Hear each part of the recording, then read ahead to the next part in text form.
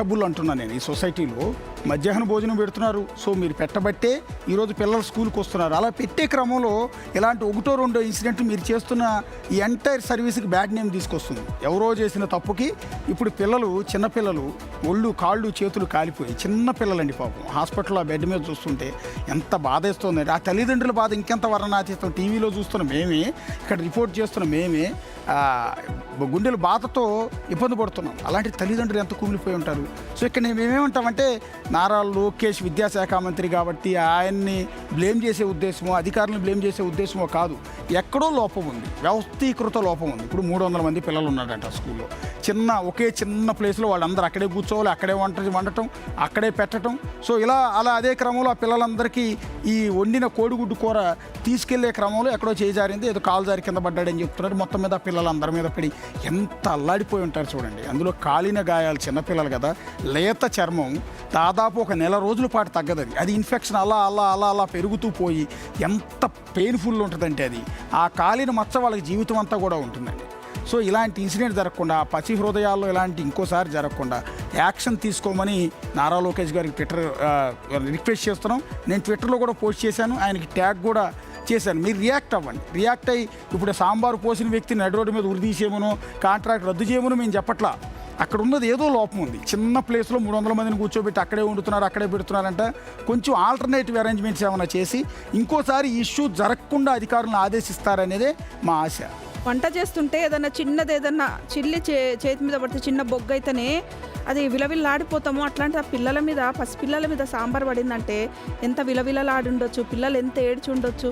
నాకు ఎప్పుడు ఒకటి అనిపిస్తుంది, ఈ ప్రభుత్వ పాఠశాలలకు సంబంధించి తెలంగాణలో అయినా ఆంధ్రప్రదేశ్లో అయినా పురుగులు పట్టిన అన్నం తిని ఆసుపత్రి పాలు, పిల్లలకు అస్వస్థత, రకరకాల ఇన్సిడెంట్లు జరుగుతున్నాయి.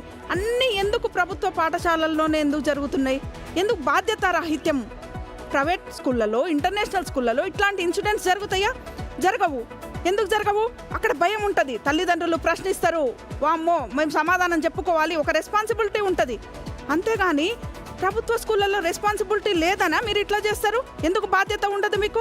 పేద పిల్లలు ప్రభుత్వ స్కూళ్ళకు వచ్చేది ఎవరు? పేద పిల్లలు, రెక్కాడితే కానీ డొక్కాడని పిల్లలు, ఎంతో భరోసాతోని 4 అక్షరం ముక్కలు వస్తాయని స్కూల్కి పంపితే ఆ పిల్లలు ఇట్లా గాయాల పాలైతే ఎవరు రెస్పాన్సిబుల్?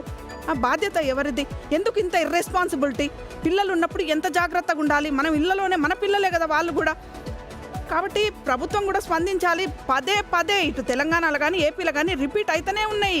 ఈ ఒక్క ఇన్సిడెంట్ అనే కాదు, ఈ ఆహార కల్తీ, పిల్లలు అస్వస్థతకు గురయ్యారు, ఆసుపత్రిలో చేరారు, ఇవన్నీ ఇన్సిడెంట్స్ ఇంకొకసారి వినాలని అనిపించట్లేదు. ఎందుకంటే అంతులేని బాధ అవుతుంది.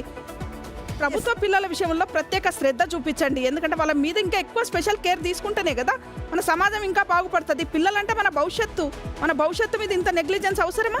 ఇది ఎక్కడంటే సత్యసాయి జిల్లా కదిరిపట్నంలో ఉన్న నిజాం వలి ఉన్నత పాఠశాల అంటే ఇది. సో ఈ ఇన్సిడెంట్ జరిగినప్పుడు టీచర్లు ఏం చేస్తున్నారు? ఎవరు మానిటరింగ్ ఉండక్కర్లేదా? మధ్యాహ్న భోజన టైంలో మానిటరింగ్ ఎవరిది? రమాదేవి మీకు తెలిసి ఉంటుంది. టీచర్, హెడ్ మాస్టర్ మానిటర్ కదా. పిల్లలు అక్కడ పెడుతున్నప్పుడు చిన్న పిల్లలే, ఆ చిన్న పిల్లలు తల్లిదండ్రులు మీకు అప్పచెప్పి వెళ్ళారు. వాళ్ళు మళ్ళీ స్కూల్ అయిపోయిన తర్వాత తిరిగి ఇంటికి వెళ్ళే వరకు రెస్పాన్సిబిలిటీ మీదే. ఆ టైంలో ఎవరు లేరా? సో నిర్లక్ష్యం అని కూడా అనట్లేదు మేము, పొరపాటే జరిగింది అనుకున్నాం.